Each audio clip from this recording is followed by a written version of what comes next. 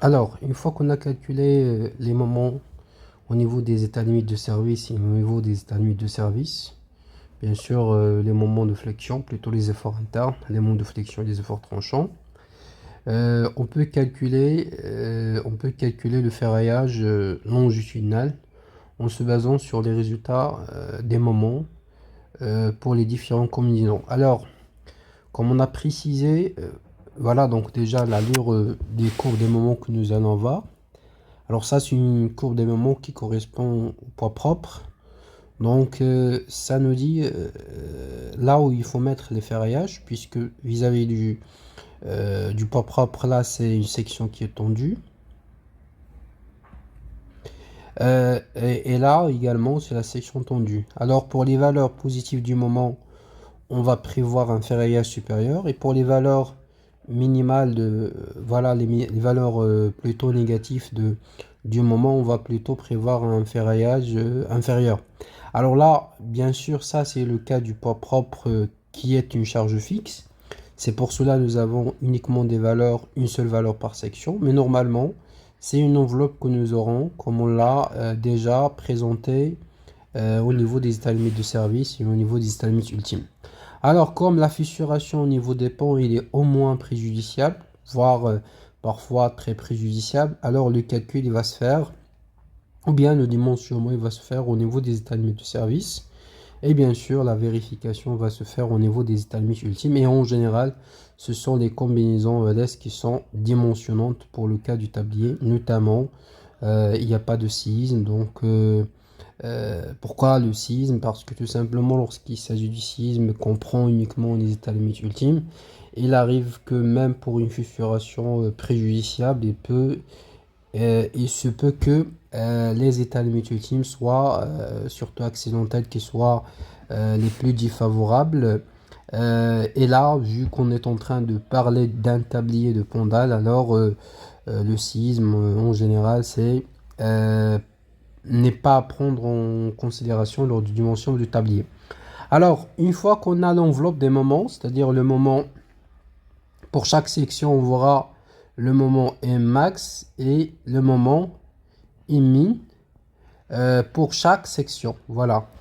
Alors là, lorsqu'on est dans un pendal qui est une structure continue, comme on a dit, on a des moments qui sont positifs et des moments qui sont négatifs. Et du coup, on peut avoir deux systèmes de ferraillage. Un ferraillage longitudinal supérieur et un ferraillage longitudinal inférieur. Et ça dépend surtout des signes, des moments max et min. Alors, pour une section donnée, donc on regarde déjà la valeur du moment max.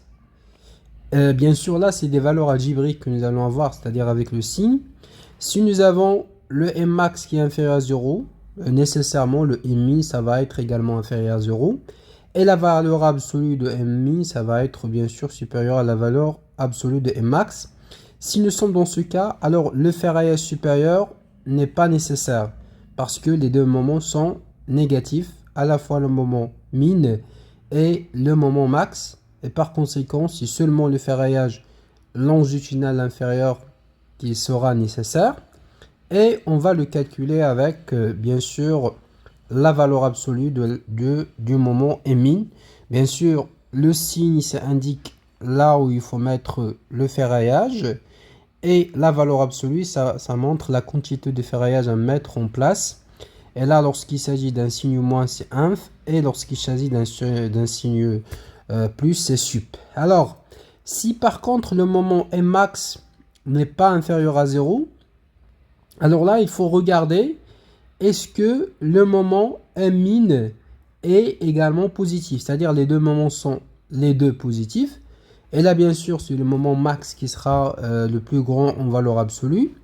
Si c'est le cas, alors le ferraillage nécessaire, ça va être le ferraillage supérieur. Et on va le calculer avec le max qui est positif. Donc c'est un ferraillage supérieur.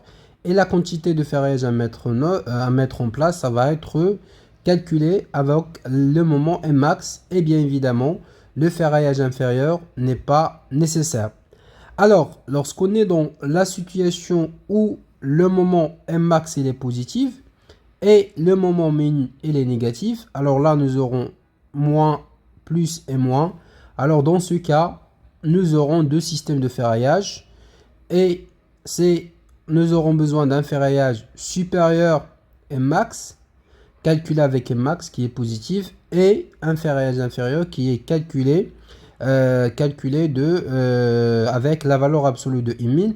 Alors ça va se produire au niveau de la transition entre la partie centrale et les appuis, parce qu'au niveau des appuis, nous aurons un ferraillage supérieur nécessairement, parce que là, les moments ils sont positifs. Et au niveau de la partie inférieure, donc nous aurons, ou bien au milieu de la travée, nous aurons plutôt un ferraillage inférieur.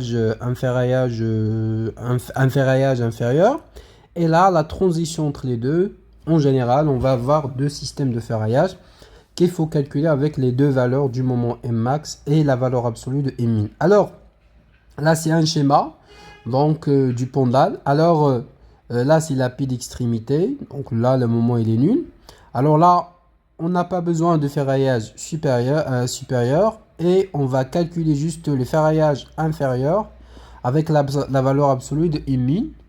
Et ici, nous avons dans cette zone où ça commence à se relever le moment pour avoir une valeur positive plutôt.